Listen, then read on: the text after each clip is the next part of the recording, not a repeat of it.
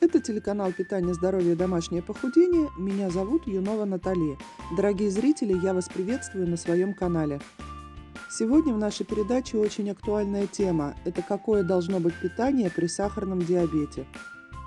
Сахарный диабет – это одна из серьезных патологий эндокринной системы, которая требует постоянного контроля как со стороны пациента, так и со стороны доктора. Каждый человек, которому поставили диагноз диабет, согласится, что превалирующая доля врачебных ограничений и рекомендаций касается ежедневного рациона. Фактически это главное лечение, от которого напрямую зависит течение болезни, а также общее состояние больного.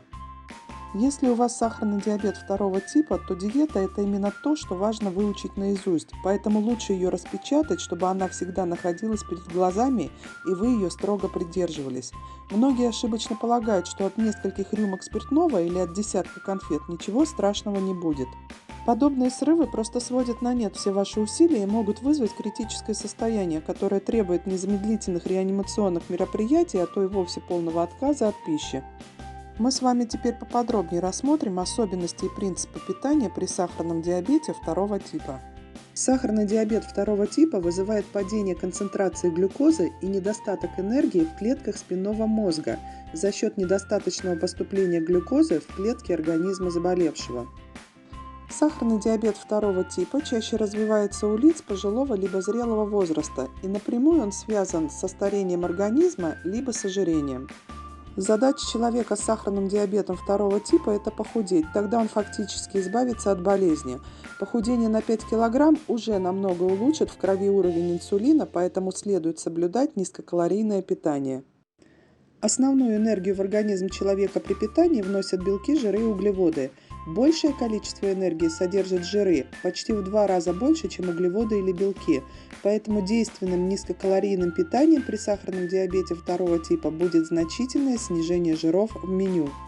Чтобы убрать максимально жиры, следует придерживаться всего нескольких правил в питании. Удаляйте перед приготовлением жир с мяса и кожу с птицы.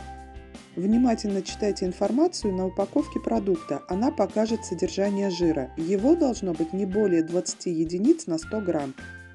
Избегайте жарки продуктов на любом масле, лучше использовать тушение, запекание или варку. Добавление в салаты майонеза значительно увеличивает их калорийность, замените 10% сметаной. Старайтесь кушать больше сырых овощей, чем вареных. Также избегайте кушать чипсы и орехи, они очень высококалорийные. А теперь я вам подскажу некоторые особенности оптимального питания диабетиков. Во-первых, ни в коем случае нельзя пренебрегать завтраком, он запускает все обменные процессы в нашем организме. Из-за скачков уровня сахара в крови вам ни в коем случае нельзя голодать и делать большие перерывы в еде. Последний прием пищи у вас должен быть не позднее, чем за 2 часа до вашего сна. Блюда не должны быть излишне горячими или излишне холодными. Во время еды всегда сначала съедаем овощи, а затем белковый продукт. Это может быть мясо, рыба, яйцо или творог. Если в вашей порции еды имеется значительное количество углеводов, то должны быть и белки, и правильные жиры для уменьшения скорости переваривания углеводов. Дорогие мои зрители, я даю вам подсказку для того, чтобы вы обратили внимание и понимали, что такое порция и ее норма. Вода или напитки, которые вам разрешены, принимайте до еды, а не запивайте ими пищу или подождите хотя бы минут 20 после еды. При приготовлении котлет никогда не используйте батон. Можете добавлять овсяные хлопья либо овощи. Рецепт даю в подсказке. Вам нельзя повышать гликемический индекс продуктов, дополнительно обжаривая их, добавляя муку, панируя в сухарях и кляре или сдабривая маслом.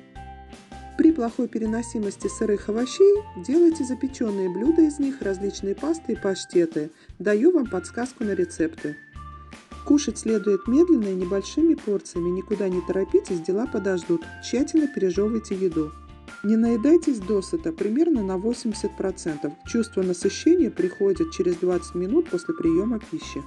Мои дорогие любимые зрители, на этом передача наша подошла к концу. В следующей передаче я вам расскажу, что такое гликемический индекс и зачем он нужен диабетику. А сейчас я с вами прощаюсь и до новых встреч на моем канале. Если понравилась передача, ставьте лайки и подписывайтесь на мой канал, чтобы не пропускать новости. Пока!